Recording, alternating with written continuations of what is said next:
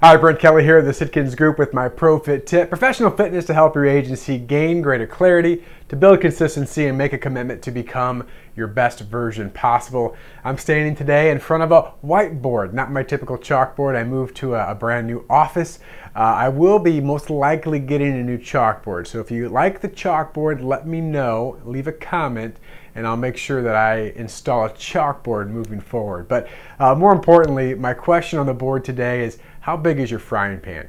And there is a story behind this, and I want you to think as an agency insurance professional of how big is your capacity. And here's the story that I want to share with you today. There were two fishermen out in a boat, fishing together, and the one fisherman noticed that the other fisherman, every time he caught a fish, he would throw back the big ones and keep the smaller ones.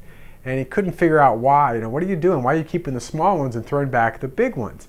And he finally asked the other fisherman the question, why are you doing this? And he said, well, it's because of this. And he held up a frying pan. He only had a 9-inch frying pan. And the moral of the story is pretty simple.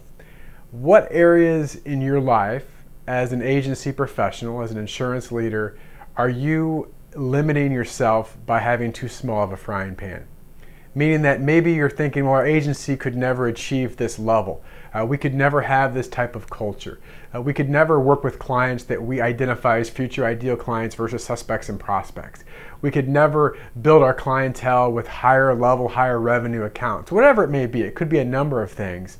But we limit ourselves not by the capacity of what we could do, but by the capacity of what's in our brain. That we think that what we've always done is what we always have to do. Now, it doesn't mean that bigger is always better. Don't get me wrong. It's about being efficient and doing the things that you want and love to do.